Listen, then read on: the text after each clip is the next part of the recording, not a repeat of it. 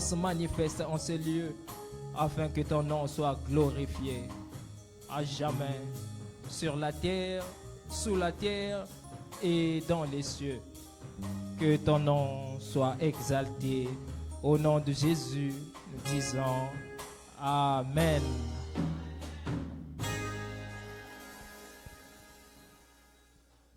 Amen, amen.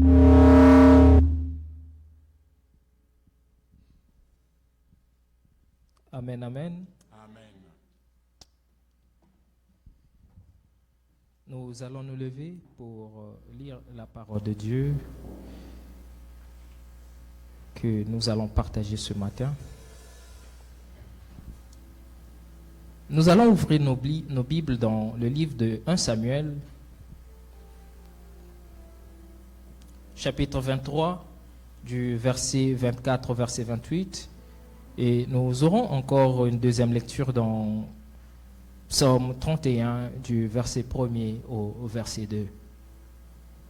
Lisons au nom du Seigneur la première lecture.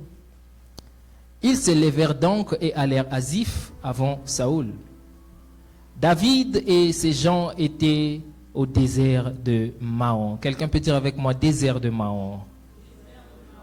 La plaine au midi du désert. Saoul partit avec ses gens à la recherche de David. Et l'on informa David qui descendit le rocher et resta dans le désert de Maon. Saoul, ayant appris, poursuivit David au désert de Maon. Saoul marchait d'un côté de la montagne et David avec ses gens de l'autre côté de la montagne. David fuyait précipitamment pour échapper à Saoul. Mais déjà Saoul et ses gens l'entouraient David et les siens pour s'emparer d'eux. Lorsqu'un messager vint dire à Saoul, « Hâte-toi de venir, car les Philistins ont fait invasion dans le pays. » Saoul cessa de poursuivre David et s'en retourna pour aller à la rencontre des Philistins. C'est pourquoi on appela ce lieu Séla Amaklékot. Est-ce qu'on peut dire, quelqu'un peut dire avec moi, Séla Amaklékot? Est-ce qu'on peut acclamer fortement la parole de Dieu? Est-ce qu'on peut fortement acclamer notre Seigneur Jésus?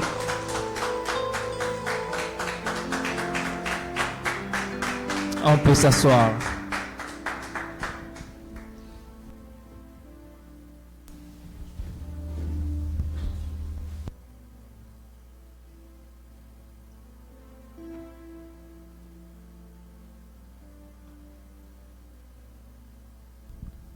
Amen. Ce matin, j'aimerais nous parler de ce message que le Seigneur a déposé dans mon cœur, que j'ai intitulé « Séla Amaklékot, le Dieu de la dernière minute ». Est-ce que quelqu'un peut dire avec moi « Séla Amaklékot, le Dieu de la dernière minute ».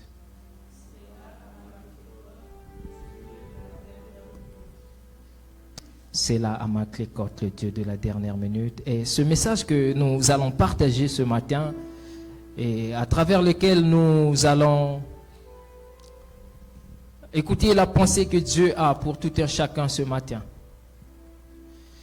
Ce matin, j'aimerais parler de la part de Dieu à deux types de personnes. Ces personnes qui sont au bout de leur vie, des situations qu'ils traversent, elles se retrouvent au bout, non plus de force, non plus d'espoir, ont perdu le goût de la vie. Ces personnes qui se posent plusieurs questions et qui s'attendent à la main de Dieu. Ce message vous est destiné. Le deuxième type de personnes à qui j'aimerais parler ce matin, c'est ces personnes qui sont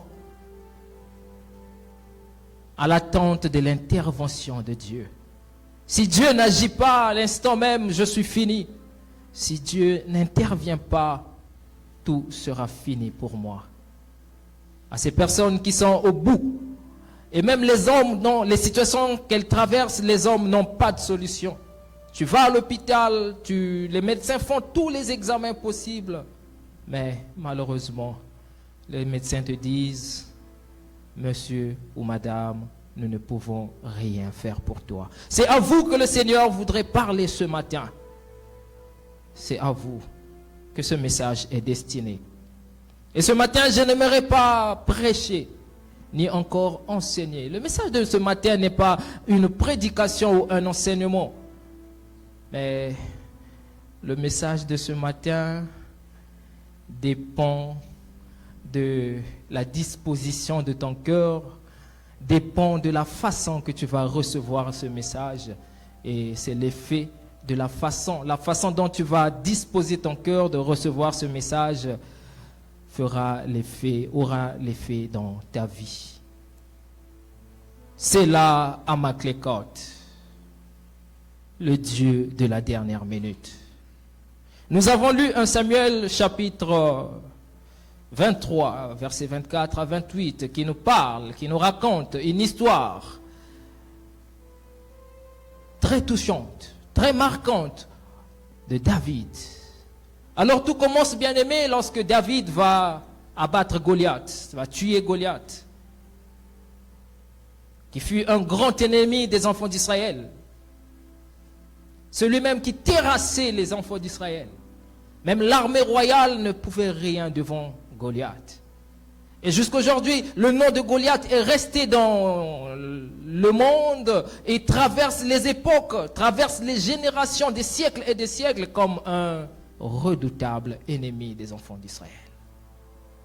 Pendant que personne n'arrivait à vaincre Goliath, ce jeune homme, ce petit homme, au nom de David, va terrasser Goliath et le tuer.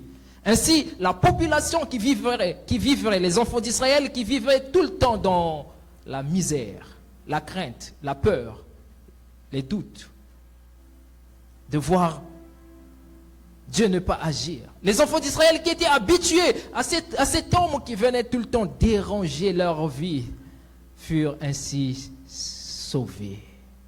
Ah, c'est comme quelqu'un qui a un Goliath qu'on appelle un problème de santé, un problème de finances, un combat, un problème financier, je ne sais quel problème ce matin qui est le Goliath qui enlève la paix au-dedans de ton cœur. Comme les enfants d'Israël le vivaient aussi. Alors David va tuer Goliath. Il tue Goliath. La population chantait les merveilles de Dieu après tant de moments de misère, après tant de périodes de souffrance, d'angoisse. Et voilà, nous sommes sauvés, nous sommes libérés. Ils chantaient, ils élevaient le Seigneur, mais le peuple d'Israël fut aussi reconnaissant envers David qui avait terrassé Goliath. C'est ainsi, en chantant les merveilles de l'Éternel, ils vont aussi chanter la gloire de David. Mais l'erreur que le peuple va commettre en chantant, en rendant hommage à David, est que le peuple, ils vont dire, David, à lui seul, il a tué 1000 hommes, et le roi et son armée, il a tué 10 000, le roi et son armée a tué 1000. Il comparait la puissance du roi et et la force de David. Alors il donnait gloire à David. Et le roi, ayant entendu le peuple célébrer David, la Bible dit dans 1 Samuel chapitre 18 verset 29, le cœur de Saoul s'irrita. Comment le peuple peut-il célébrer David alors que moi, le roi, je suis là, moi et mon armée, moi qui suis au pouvoir? Et la haine, la colère, l'irritation gagna le cœur du roi. Ainsi, le roi décida de tuer David. Ah, quel malheur! Un acte salvateur qui se transforme en un cauchemar. Et David prit la poudre d'escampette. Il s'en alla se cacher. Et ainsi, Lorsque David fuit, le roi était toujours derrière David. Il était déterminé à tuer David. De la même manière que ce matin, il y a certains ennemis de certaines personnes se sont levés et sont déterminés pour t'abattre, déterminés pour te tuer, déterminés pour te voir dans la misère, déterminés pour te voir souffrir, déterminés pour te maintenir dans une certaine situation. Telle était aussi la détermination du roi envers David. Et David fouillait. Et si le roi, il cherchait toujours à voir les nouvelles. Où vous avez vu David? Nous l'avons vu à tel endroit. Le roi, il partait avec son armée toujours pour chercher à attraper David. Et David ne faisait que fuir de lieu en lieu. Mais ce jour-là, ce temps-là, David va se retrouver à Ziph. Ainsi, le peuple les Ziphiens ont vu David, ils sont allés dire au roi, David se retrouve chez nous ici. Et le roi a pris son armée, ils sont allés pour attraper David et qu'on le tue. David, ayant appris la nouvelle que le roi venait envers lui, il fouilla dans le désert de Maon. Il se retrouve dans le désert de Maon. David était accompagné de quelques hommes, mais l'armée royale était plus de 3000 hommes qui étaient tous à la recherche de David. De la même façon qu'il y a plusieurs ennemis, 1000, 1500, 10 000 hommes, ou je ne sais pas combien de multitudes derrière toi qui veulent toujours te voir souffrir. David aussi faisait face à une multitude. Alors il se retrouve dans le désert de Maon, et dans ce désert, il y avait une grotte, un rocher, une grosse pierre, une grotte. David va se dire, je dois entrer au moins dans la grotte pour me protéger, afin que le roi ne m'attrape point. Mais le malheur de David, c'est que le peuple avait déjà trahi auprès du roi, que David se trouvait dans la grotte qui était au désert de Maon. Et le roi avança avec son armée. Pendant que David était dans la grotte, ne savait pas ce qui se passait dehors. L'armée royale, plus de 3000 hommes, encercla la grotte où se trouvait David. Et l'armée, Saoul et son armée s'approchaient petit à petit, pour attraper David. Quand David se rend compte que l'ennemi est proche, tout est presque fini pour David. Embuscade, on l'a tendu un piège et voilà qu'on veut l'attraper.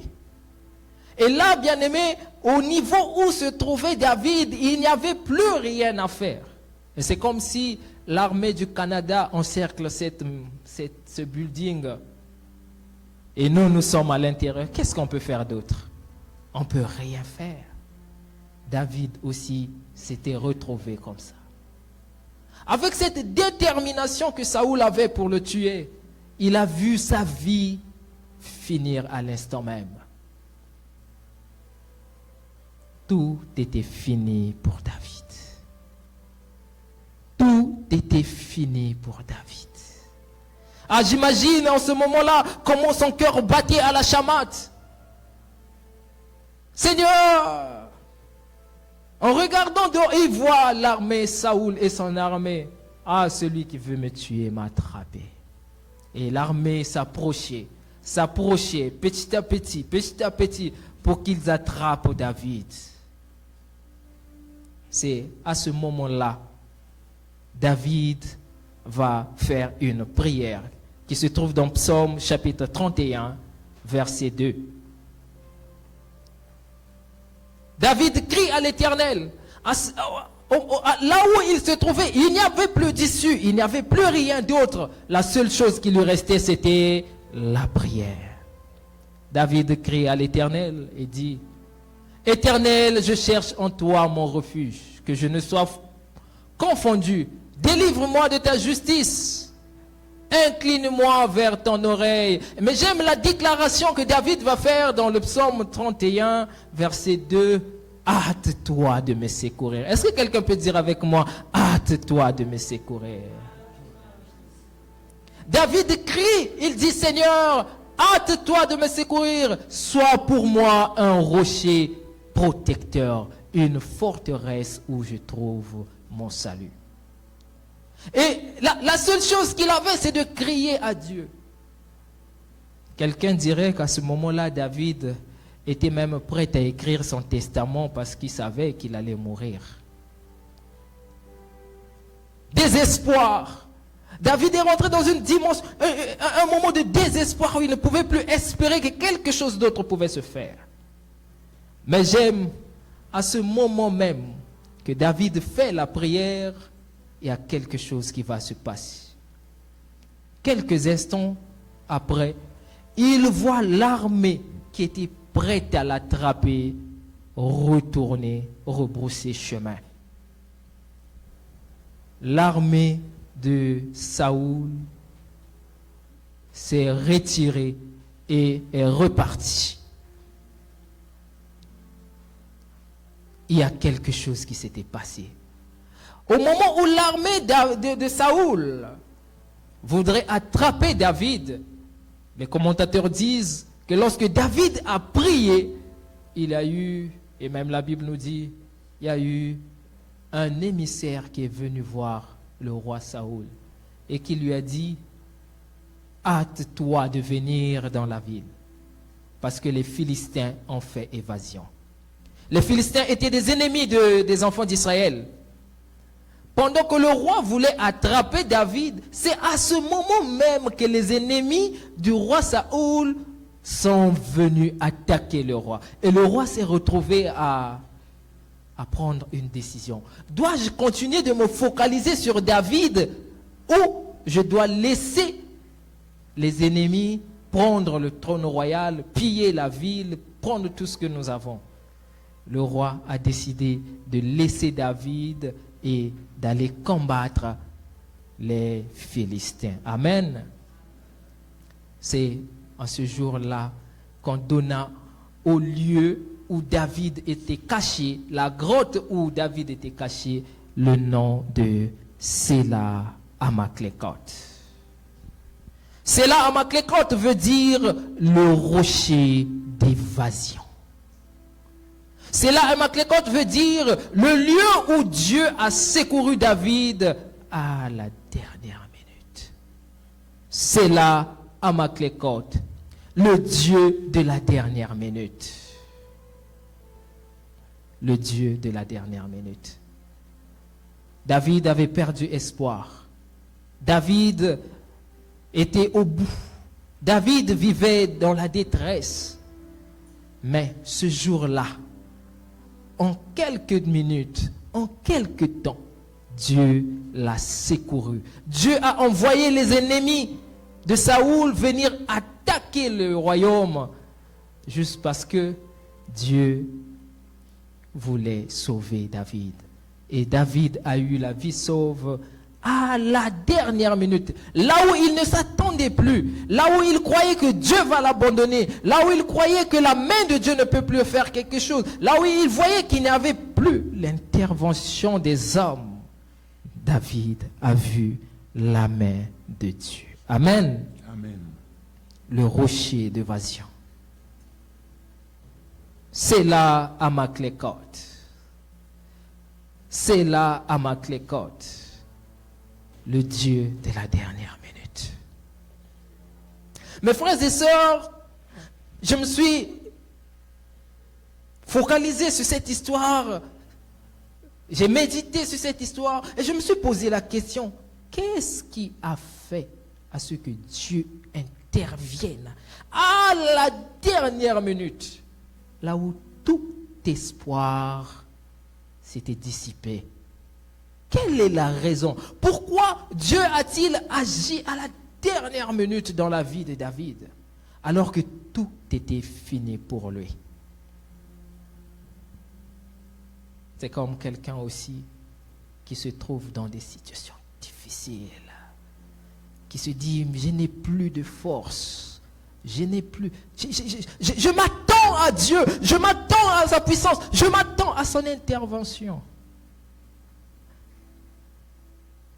Vous savez, il y a des moments où on a l'impression que Dieu est mort et que Dieu n'existe plus.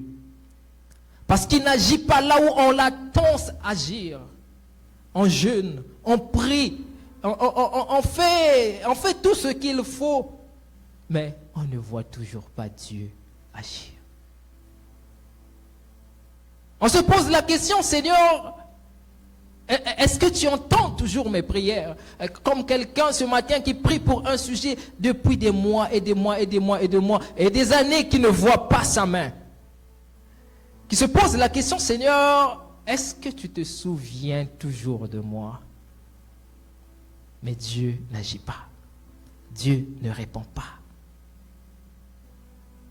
Et à ce moment même que nous observons autour de nous, il y a tantôt des gens autour de nous qui ne fournissent aucun effort dans la prière. Mais Dieu intervient. Et c'est là que même, quelquefois, des sentiments de révolte montent au-dedans de nous pour dire, Seigneur, je vais arrêter de prier. Regarde même lui, il a une mauvaise vie. Mais je vois ta main dans sa vie. Des moments où même, on se dit, je crois juste par mes lèvres et non à travers mon cœur. Ou dans mon cœur, je ne crois plus. Des moments où on veut voir la main de Dieu, on désire voir l'intervention de Dieu, mais on ne voit absolument rien. Et on se pose la question, est-ce que, Seigneur, moi je suis un enfant adoptif ou bien je suis aussi ton enfant? Et c'est là que même les hommes, dans certaines, il y a certaines personnes qu'on appelle les enfants préférés de Dieu. Tu vois l'autre, tu as l'impression que c'est un enfant préféré de Dieu. Alors que toi aussi, tu es un enfant préféré de Dieu. Pourquoi toutes ces choses? Parce que nous sommes au bout et nous voulons voir la main de Dieu, mais nous ne la voyons pas. Comme David, lui, il a vu la main de Dieu. Il a vu l'intervention de Dieu. À la dernière minute, Dieu a opéré quelque chose. Il a occasionné une situation qui a fait que Saoul abandonne la mission, son ambition envers David. C'est là, frères et sœurs, qu'est-ce qui fait que Dieu intervienne à la dernière minute dans la vie de certaines personnes, mais quelquefois dans nos vies, on est pareil et on vit les mêmes choses, mais dans nos vies, Dieu n'intervient pas. C'est là que j'aimerais nous parler de 4 choses qui font à ce que le Seigneur intervienne dans la vie de ceux qui sont au bout, de ceux qui sont désespérés, de ceux qui se disent que Seigneur, c'est fini, de ceux qui sont dans la situation de David. 4 choses. La première chose qui fait qu'à ce que Dieu intervienne dans la vie d'un homme à la dernière minute, c'est quand Dieu a une mission à accomplir avec toi. Amen. Quand Dieu a une mission à accomplir avec toi. Tu vivras des moments difficiles. Tu vivras des attaques de l'ennemi. Tu seras combattu. Tu seras cette personne qui vivra dans l'opprobre. Mais j'aime une chose, c'est que peu importe ce que tu vivras, étant donné que Dieu a une mission à accomplir avec toi, à chaque fois où tu te retrouveras au bout, où tu te diras c'est fini, tu verras la main de Dieu. Dieu fera quelque chose, il agira, parce qu'il sait qu'il y a une mission qu'il veut accomplir avec toi. Oh, je parle à ces personnes à qui les hommes de Dieu ont donné des prophéties. Tu marches, mais il y a une parole de Dieu dans ta vie. Tu Tu vis des moments difficiles, mais il y a une parole qu'on avait relâchée sur ta vie, que Dieu fera avec toi telle chose. Dieu accomplira telle chose avec toi. Dieu marchera avec toi. À ces personnes qui ont les promesses de Dieu, sont des missions à accomplir. Dieu agira toujours dans ta vie. Peu importe quand tu te trouves, où tu te trouves, dans quelle situation tu te trouves, dans quelle fosse au lion tu te trouves, le Dieu de cela à Maclécote interviendra.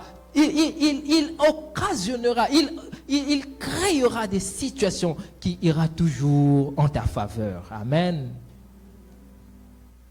Dieu a une mission à accomplir avec toi.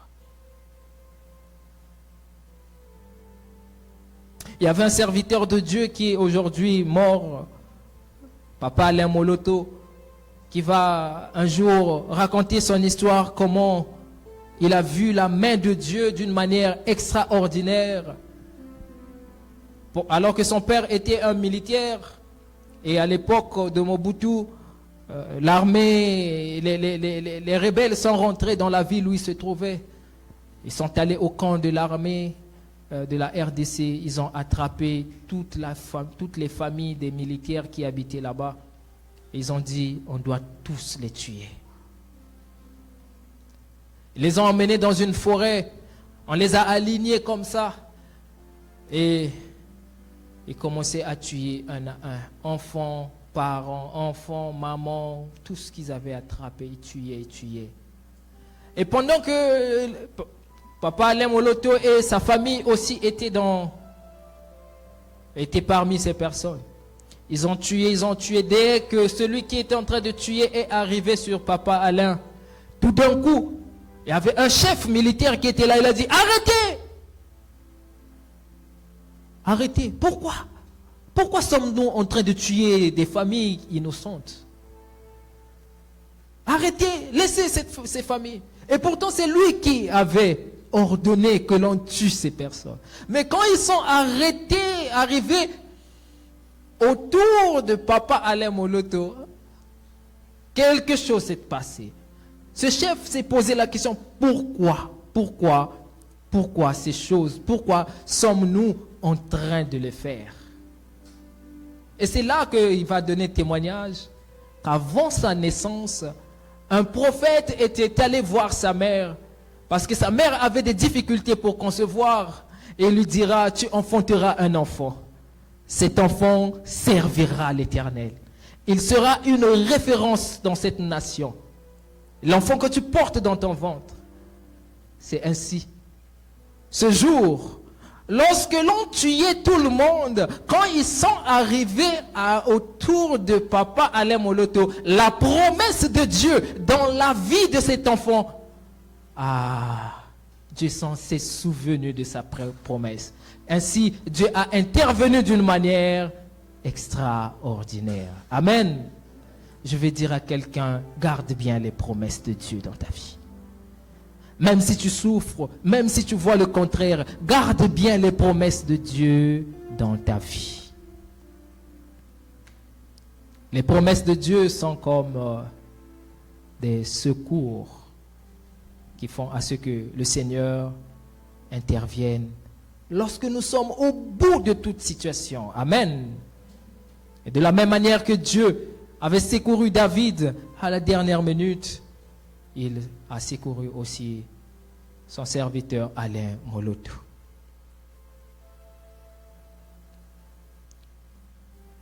La deuxième chose qui fait qu'à ce que Dieu intervienne dans la vie de quelqu'un qui est au bout, qui perd espoir,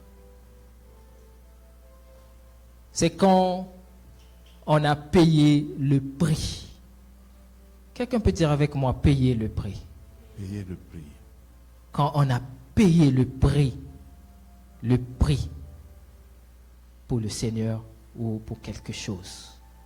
Quand on a payé le prix pour quelque chose, Dieu intervient toujours dans nos vies.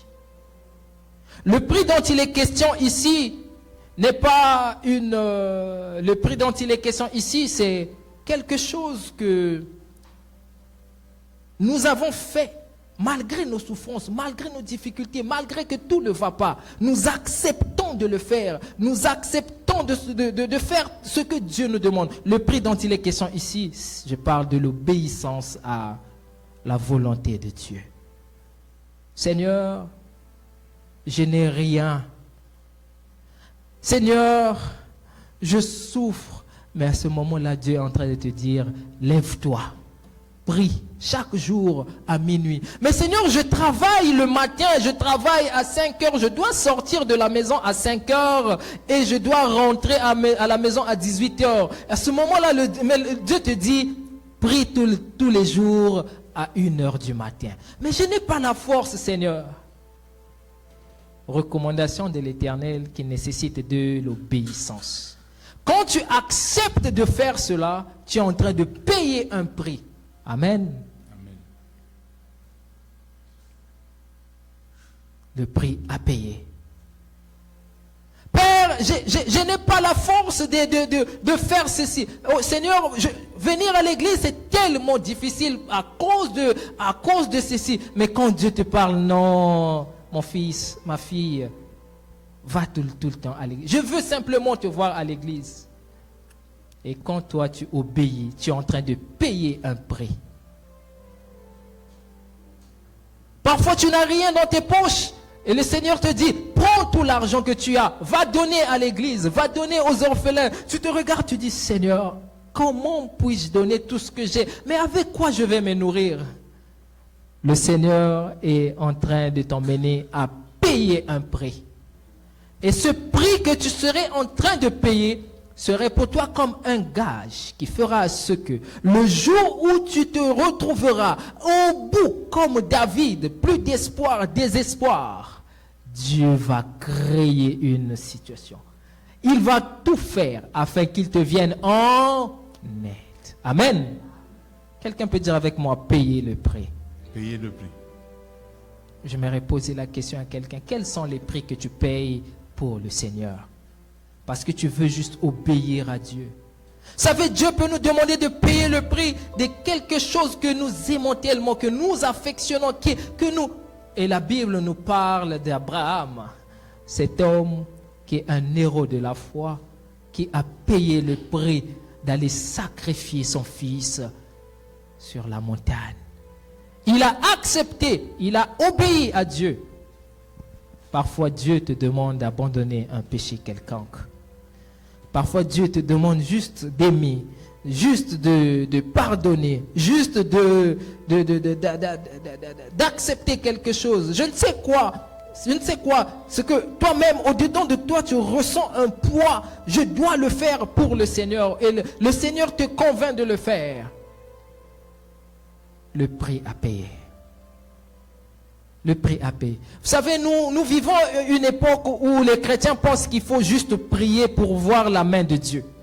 Il faut aller à l'église pour voir la main de Dieu. La présence à l'église n'est pas synonyme de voir forcément la manifestation de la main de Dieu dans nos vies. La présence quelque part ou faire que certaines choses, se présenter comme des chrétiens, n'est pas synonyme d'espérer voir Dieu lorsque nous sommes au bout, frères et sœurs. Il y a des choses que nous devons appliquer, que nous devons pratiquer pour voir la main de Dieu lorsqu'on perd tout espoir. Amen. Il y en a, Dieu les a demandé de payer le prix de la prière. Prie tout le temps. Prie à telle heure. Fais ceci, fais ça. Et David a payé le prix de la souffrance. Vous savez, le Dieu qui a intervenu dans la vie de David à la dernière minute n'est pas un Dieu qui, parce qu'il aimait juste David, non. La Bible nous dit que David a passé plusieurs années dans la forêt en train de paître les animaux de son père. C'était un prix qu'il avait payé. Pendant que le jeune de son âge était dans la ville en train de savourer la jeunesse, lui, il était dans la forêt. Dieu était en train de le préparer. Dieu était en train de le former. C'était un prix. Il fallait accepter cela. Je vais dire à quelqu'un, accepte certains chemins à travers lesquels Dieu te fait passer, juste pour que tu payes le prix de recevoir une grande couronne. Accepte. Le prix à payer peut être l'humiliation. Le prix à payer peut être le rejet. Le prix à payer peut être une souffrance morale, je ne sais quel type de prêt, accepte. Aujourd'hui, tu ne vois rien, tu ne vois pas la main de Dieu, mais un jour, tu te retrouveras au bout de tes situations, tu verras Dieu agir dans ta vie.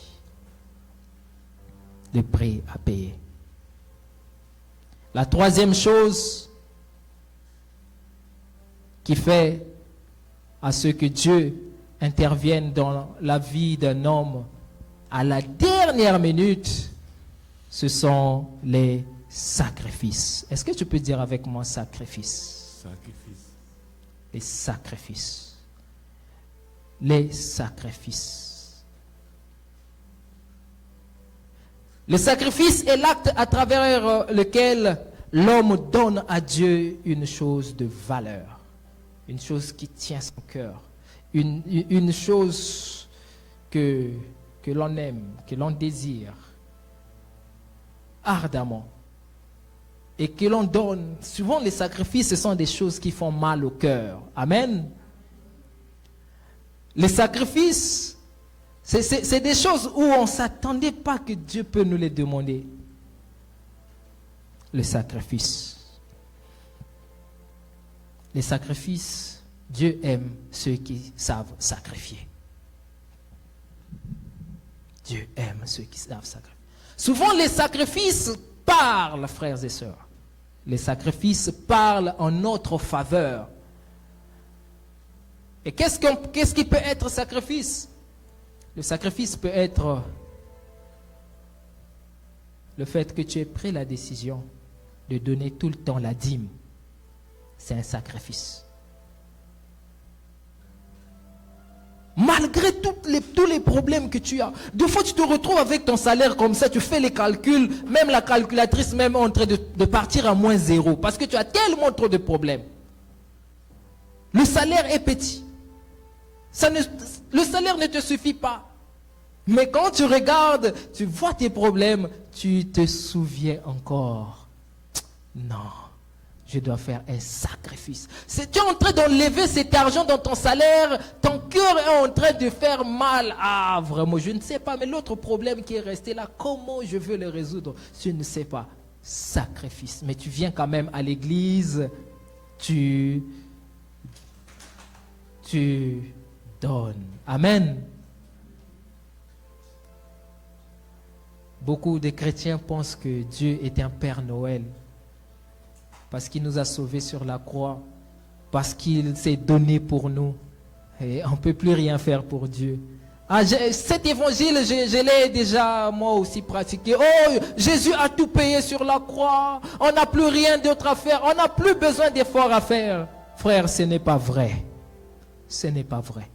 Il y a des sacrifices que tu dois faire qui parleront en ta faveur le jour où tu te retrouveras dans des difficultés. Vous savez, il y a certaines choses qui attirent des faveurs et des grâces dans nos vies qui ne sont pas les fruits des prières, mais qui sont les fruits des sacrifices. Amen. Sacrifices. Je vais poser la question à quelqu'un. Cela t'est-il déjà arrivé d'enlever $1000 dans tes économies et donner à Dieu? 1500, 10 000, 15 000. On a l'impression très souvent que les gens qui donnent beaucoup d'argent à l'église se font manipuler. J'aimerais dire à quelqu'un, si vous donnez dans une bonne église, vous ne vous faites pas manipuler. Vous êtes en train de prévoir le futur. Vous êtes en train de sécuriser votre futur. Parce que Dieu se souvient toujours des sacrifices des hommes. Amen. Dieu se souvient. Dieu est esprit. Personne ne voit Dieu ici. Si quelqu'un a déjà vu Dieu ici, là, pourra me dire quel est le visage de Dieu. Personne ne voit Dieu. Mais vous voyez cette église, ce lieu où nous sommes en train de prier, est un lieu qui est dédié à Dieu. Ce qui veut dire, normalement, Dieu devrait lui-même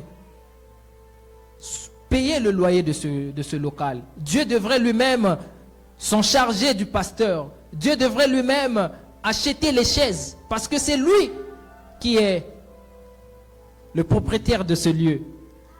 Mais étant donné que Dieu ne peut pas faire toutes ces choses, la personne qui fait ces choses à la place de Dieu recevra en retour une reconnaissance de la part de Dieu. Amen. Sacrifice. Est-ce que tu fais les sacrifices? Dans ta famille, les sacrifices ne s'arrêtent pas juste à l'église. Est-ce que tu fais les sacrifices, frère? Acte chapitre 10, verset 31. Pendant que Corneille était en train de prier, l'ange de Dieu va le visiter. Il va lui dire,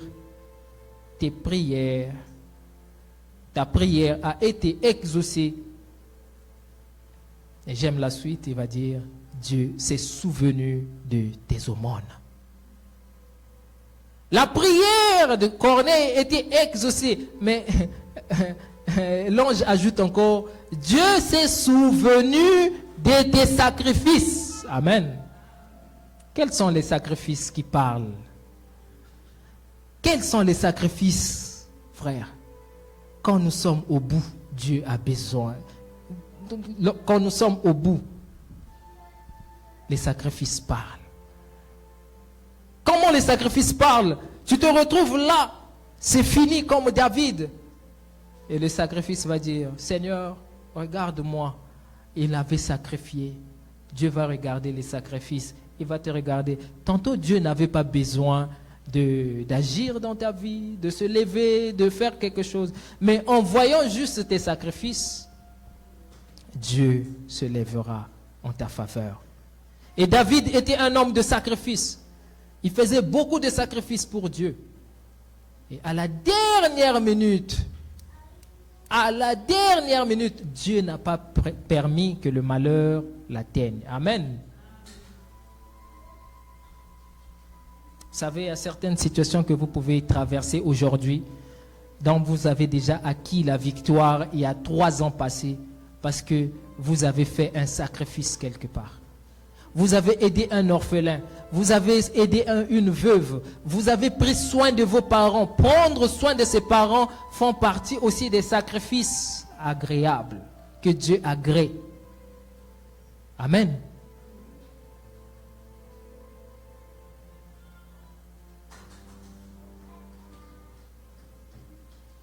Il y a des promesses qui ne peuvent s'accomplir dans nos vies que lorsqu'on apprend à faire certains sacrifices. Tu as les promesses de Dieu dans ta vie, frère. Si tu veux accélérer certaines promesses dans ta vie, si tu veux ouvrir le chemin, les portes fermées, si tu veux voir la main de Dieu face à certaines situations, fais le choix de faire des sacrifices. Amen. Vous savez, moi j'ai toujours donné ce témoignage. J'ai fait 1 an, je ne travaillais pas. Pourquoi je ne travaillais pas? Parce que j'ai dit à Dieu, Seigneur, si tu ne me donnes pas tel travail, je n'irai pas travailler. J'ai prié, je priais. Moi j'ai dit, Seigneur, moi je vais travailler comme ça, je veux tel genre de travail. Je veux travailler. Non, je suis fatigué aussi de travailler, d'aller faire des petits jobs. Non. Moi je veux un travail comme ça. Et si tu ne le fais pas, je ne vais pas travailler. J'étais resté à la maison. Je priais. 1 an. Je ne trouvais pas du boulot. Un jour, pendant que je priais, j'étais assis ici. J'ai entendu la voix de Dieu me dire, Merveille, va vider tout l'argent que tu as dans ton compte. Va donner à tel serviteur de Dieu. J'ai regardé le. J'ai ouvert mes yeux. J'ai dit, au nom de Jésus, Satan, loin de moi, esprit mauvais. Et si je donne tout l'argent, mon fils vient de naître. Maintenant, je vais m'occuper de quoi avec qu'est-ce que je vais utiliser pour s'occuper de ma famille? Des jours sont passés. Le Saint-Esprit est venu encore me dire, Merveille, prends l'argent que tu as, va donner à cet homme de Dieu. J'ai dit, ok, j'ai compris. Je suis allé vider le peu d'argent qui me restait. Je suis allé auprès de l'homme de Dieu. Je lui ai dit, tiens, je suis venu te donner. Il était content. Il a pris l'argent. La semaine qui suivait, là où j'avais déposé le CV, peut-être il y a 8 mois passés, on m'appelle. Monsieur, venez. Je passe l'entretien au téléphone. On me dit, tu peux commencer même demain. C'est là où je travaille jusqu'aujourd'hui. Quelle est la chose qui a ouvert le ciel, qui a décanté la situation que j'avais? Pourtant, je priais. Pourtant, j'étais au bout. C'était... Frère, le sacrifice. Ne prie pas seulement. Tu as besoin du travail, fais des sacrifices. Je ne te dis pas d'aller tuer quelqu'un, tu vas venir prendre le sang de quelqu'un aspergé. Je suis en train de dire, donne.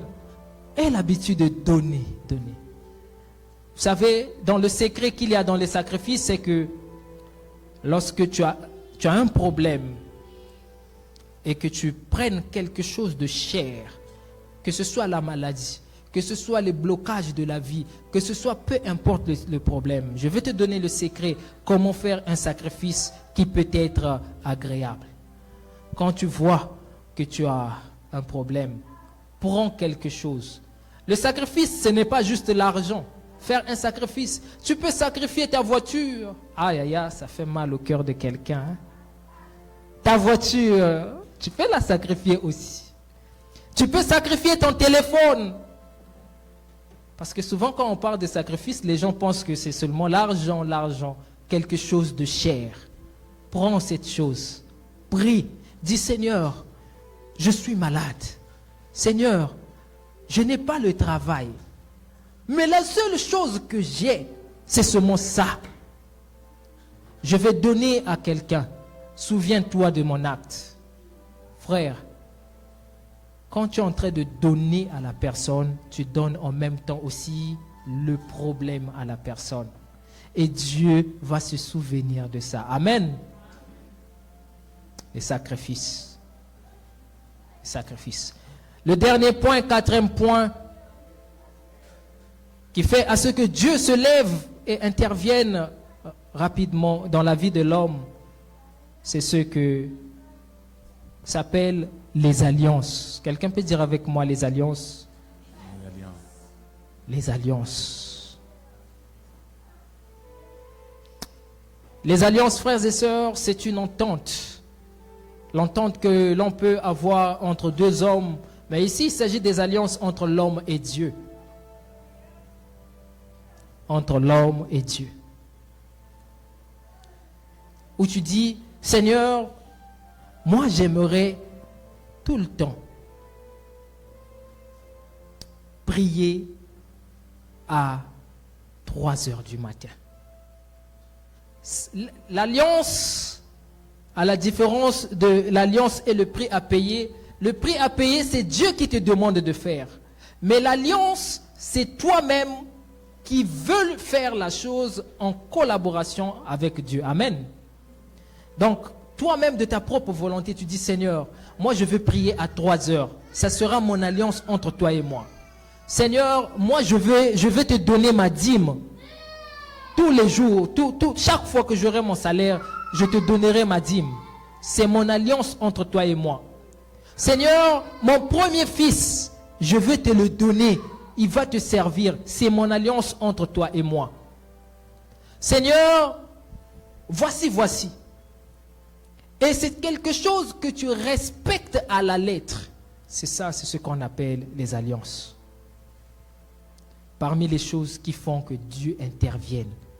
À la dernière minute, quand tu fais... Au fait, tu as cherché toutes les solutions, tu n'as pas trouvé. Mais à un moment là, tu vois seulement une solution extraordinaire tombe comme ça, boum.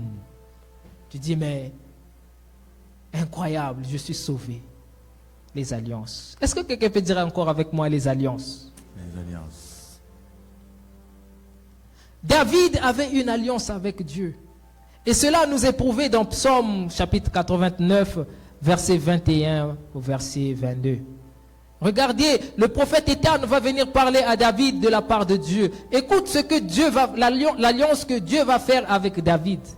Il va lui dire, ma main te soutiendra, mon bras fortifiera David. Regardez l'alliance que Dieu fait avec David. Ici, il dit, l'ennemi ne le surprendra. L'ennemi ne le surprendra. Dieu a dit à David, voici mon alliance. L'ennemi, peu importe qui il est, il ne te surprendra jamais. Le méchant ne te primera jamais. Je frapperai ceux qui haïront David. C'était l'alliance que David avait avec Dieu. Et le jour où il s'est retrouvé face à Saoul, où tout était fini, l'alliance de David avec Dieu a parlé. Amen. Est-ce que tu as une alliance avec Dieu? Est-ce que tu as une alliance avec Dieu, frère? Ma soeur, est-ce que tu as une alliance avec Dieu qui peut parler en ta faveur? Une alliance qui va faire à ce que quand tu es au bout de toutes choses, que Dieu intervienne, pas à cause de... Vous savez, il y a certaines faveurs que les hommes ont. Tu vas voir, cette personne est pécheur, mais tout ce qu'elle demande à Dieu, marche toujours. Vous savez pourquoi? Parce qu'il y a des gens qui ont des alliances avec Dieu. Dieu respecte ses alliances. Si tu as une alliance avec Dieu où tu avais dit, je donnerai tout le temps $1000 à l'église, je donnerai $1000 aux orphelins, $100 à telle personne qui est malade, telle veuve, je ferai telle chose, telle chose. Dieu s'attend à son alliance. Il ne va pas briser son alliance avec toi. Aussi longtemps que tu vas respecter les clauses de l'alliance, Dieu va respecter. Maintenant, en ce qui concerne le péché et toute autre chose que tu vas faire, ça aussi c'est un autre compte.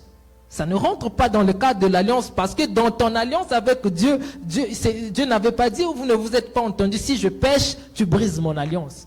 Amen. Je n'encourage pas quelqu'un d'aller pécher. Je suis en train de dire que les alliances peuvent apporter des faveurs à certaines personnes malgré leur statut. Amen. C'est là qu'on voit, mais Seigneur, moi je ne prie pas beaucoup. Moi, je prie beaucoup. Ma soeur à côté, elle prie seulement petit. Mais à la dernière minute, quand nous demandons, elle reçoit plus. Lui, il reçoit plus. Pourquoi? Il y a des gens qui ont des alliances avec Dieu. Dieu se souvient d'eux à cause de leur alliance. J'aimerais poser la question à un père, à une mère. Quelles sont les alliances que tu as avec Dieu en faveur de tes enfants?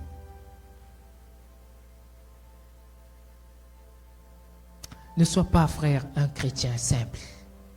Ma soeur, ne sois pas un chrétien simple.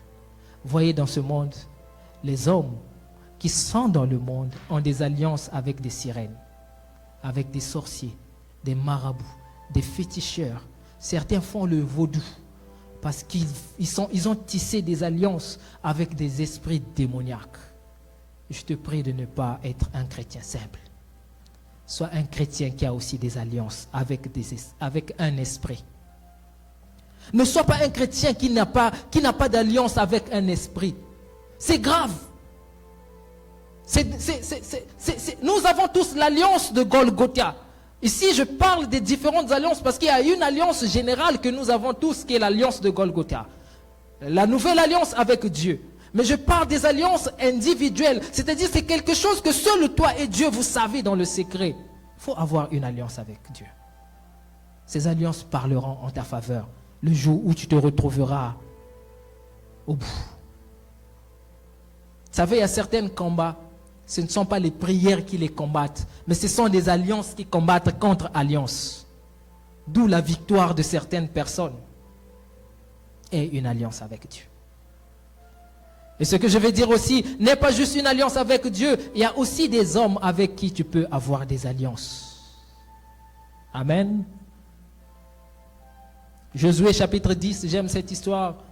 Les Gabaonites ont vu Dieu agir dans la vie des enfants d'Israël. Ils sont allés voir Josué. Ils ont dit, nous avons vu Dieu agir dans ta vie.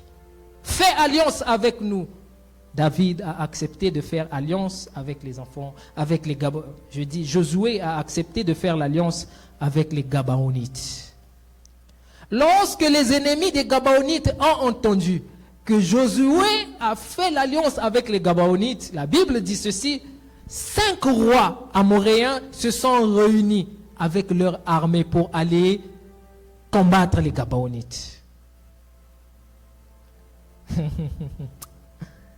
Ils sont allés combattre les Gabaonites. Mais quand ils vont combattre les Gabaonites ont regardé, on est trop faible. On n'a pas la force de combattre ces hommes-là. Qu'est-ce qu'ils ont fait? Ils ont fait appel à Josué. Ils ont dit, Josué, viens à notre secours. Josué est venu au secours des Gabaonites. Quand Josué arrive au secours des Gabonites, Dieu dit à Josué, ces personnes, nul ne tiendra devant toi. Josué 10, verset 8. Dieu dit à Josué, je livre ces personnes entre tes mains. Josué a combattu. Les 5 rois réunis, il les a vaincus. C'est là qu'on entend l'histoire où Dieu a fait tomber même les pierres du ciel pour tuer les Amoréens. Frères et sœurs, il y a des alliances qu'on peut avoir avec des gens à travers lesquels Dieu peut agir dans notre vie. Pas à cause de nous, mais parce qu'on est en alliance avec quelqu'un, avec un frère. Et on peut voir Dieu nous délivrer de certaines situations à la dernière minute, juste parce que je suis en alliance avec mon frère Guy. Et la grâce de Dieu dans la vie du frère Guy va aussi tomber dans ma vie. L'intervention de Dieu, les combats que j'ai, vont aussi être les combats de mon frère Guy, avec qui tu as une alliance. Avec qui? Ne marche pas juste avec quelqu'un parce que tu trouves, le frère là il est bien, la sœur là elle est bien. Cherche des gens qui ont des alliances de Dieu.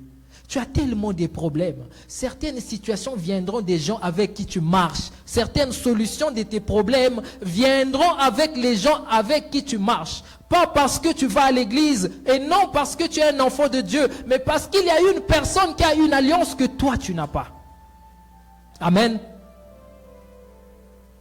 C'est là que je dis souvent aux gens, faut pas avoir des amis juste par le plaisir. Aie des amis parce que tu veux aussi bénéficier de la grâce de Dieu qui est dans leur vie. C'est ce que j'appelle les raccourcis spirituels. Les raccourcis spirituels existent. Tu es au bout de tes forces, tu n'arrives plus, rien ne marche. Frère, je viens voir mon frère Guy. Je vais voir Papa Nono. Papa Nono, tu sais, moi j'ai un problème là. Est-ce que tu peux prier pour moi? Est-ce que je te partage cette affaire parce que à cause de l'alliance qu'il a avec Dieu, Dieu va agir dans ta vie. Je suis en train de donner la sagesse et l'intelligence spirituelle à quelqu'un. N'aie pas l'habitude de prendre tes problèmes tout seul et de prier de jeûner, prier tout le temps pour ces problèmes en croyant que oui, le voile a été déchiré. Le lieu saint est très saint et accessible à tout le monde. Mais quand il s'agit des alliances, Dieu n'agit pas de la même façon dans la vie de tout le monde. Parce que chacun de nous a ses alliances avec Dieu. Amen. C'est là que, frère, ne prends pas juste tes problèmes toi-même. Il y a des gens qui sont capables de rentrer dans tes combats et remporter les victoires à ta place. Si David n'avait pas Jonathan dans sa vie, David ne pouvait pas faire face au roi Saoul. C'est Jonathan, avec qui il avait fait alliance. Ils ont fait alliance. David a dit, voici l'alliance qu'on va faire toi et moi, Jonathan. Et chaque fois qu'on voulait tuer David, Jonathan venait dire à David, mon père veut te tuer, fuis. Il a eu la vie sauve pas à cause de Dieu. Et nous qui croyons tout le temps que c'est parce qu'on prie, Dieu va toujours agir dans nos vies. Dieu passe quelquefois par d'autres personnes pour agir dans nos vies. C'est là que j'aimerais dire à quelqu'un, fais attention avec qui tu marches. Fais attention avec qui tu marches. Josué a prié l'Éternel pour aller combattre les Amoréens. Dieu a dit à Josué, parce que tu vas combattre les Amoréens, je te donne la victoire. Moi, je croyais que Dieu allait dire à Josué, mais ce n'est pas ton problème, Josué. Les Amoréens ne sont même pas des Israélites, les Gabonites. Ils font pas partie de mon peuple. Mais pourquoi toi tu vas combattre? Dieu ne le dit pas à Josué. Il dit, à cause de l'alliance que tu as, va, je te donne la victoire. Amen. Amen. Frère, j'aimerais dire à quelqu'un, vous savez, nous vivons qu'un petit laps de temps sur la terre. Ne perds pas ton temps dans des amitiés inutiles. Mieux vaut avoir un seul ami qui a une alliance avec Dieu que d'avoir plusieurs amis qui n'ont aucune alliance avec Dieu. Amen. Le jour où tu auras besoin d'un Sélah à ma clécote, Dieu se lèvera à cause de l'alliance que tu as avec quelqu'un.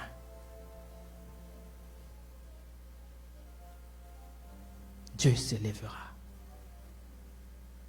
Il y a un frère, on avait diagnostiqué d'un cancer d'estomac. Alors il était à l'hôpital, il priait, sa mère priait, sa famille priait.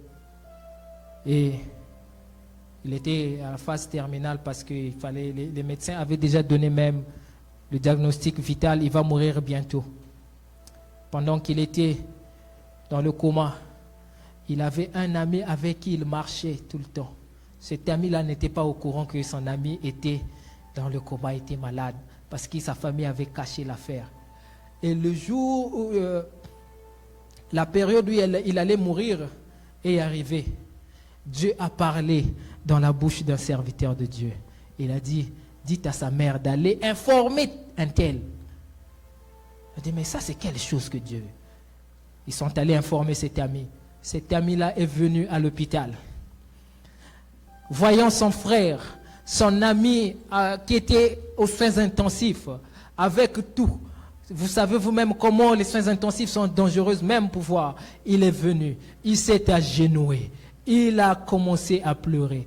Il n'avait fait sortir qu'une seule parole. Il dit, Seigneur, je me lèverai de ce lieu quand il sortira du coma.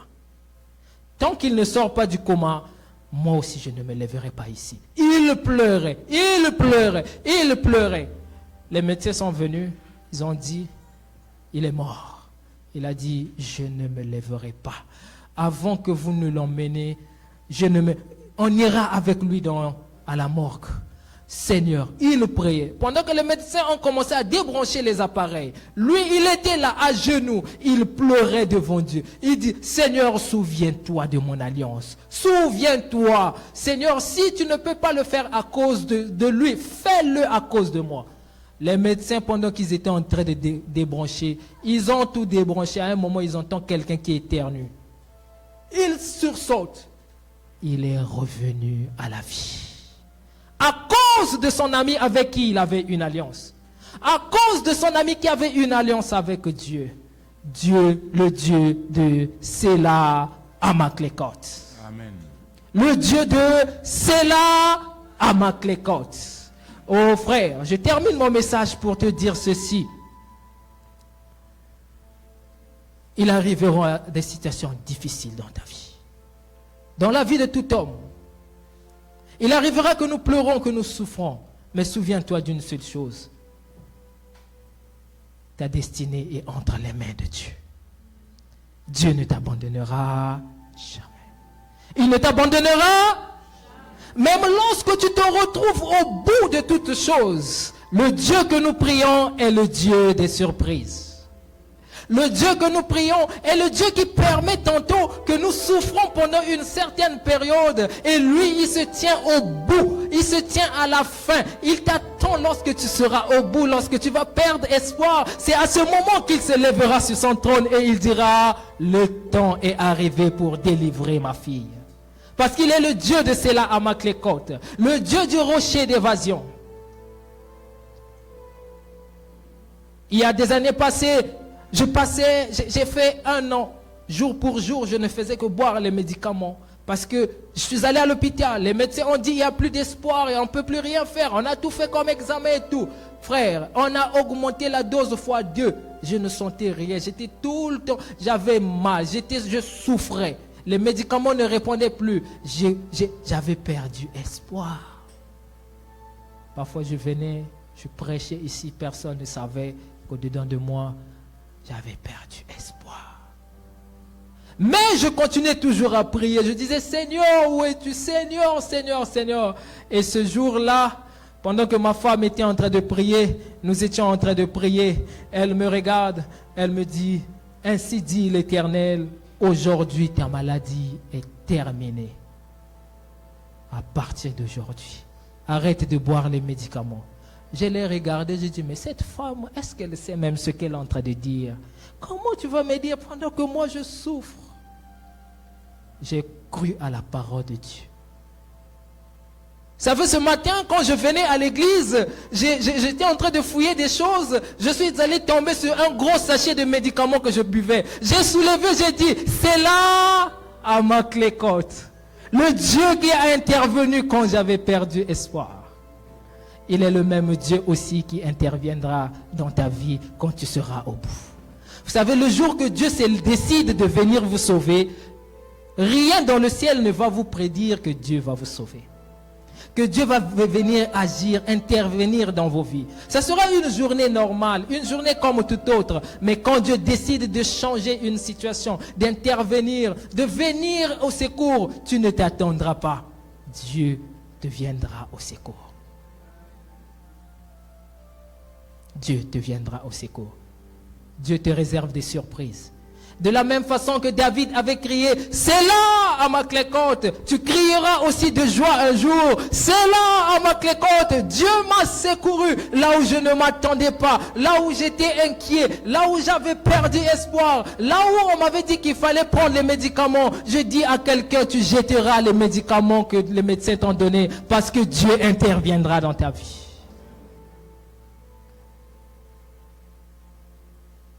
Dieu va te faire prendre un virage de 140 à l'heure.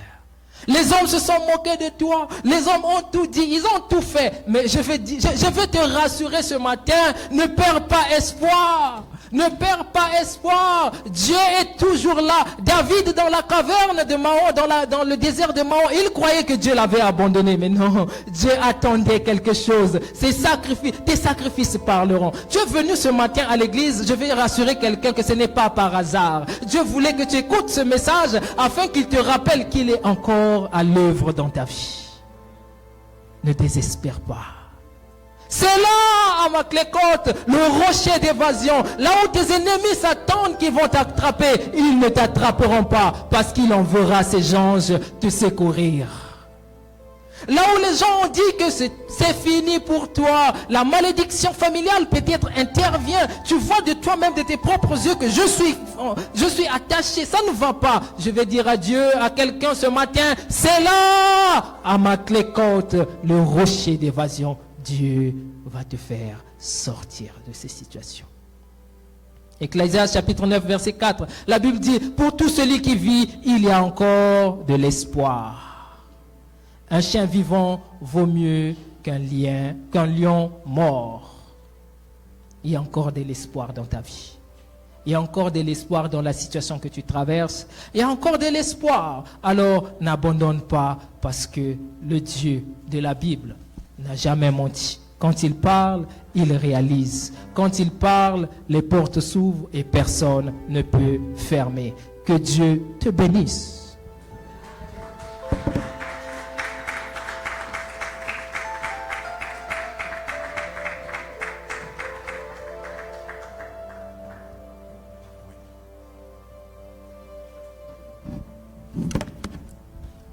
Amen, peuple de Dieu, amen. Nous avons tous écouté la parole de Dieu, c'était clair. Il n'y a pas de commentaire à faire. Le Seigneur a parlé au travers de son serviteur. Alors nous allons passer à une autre étape. On a commencé tard aujourd'hui.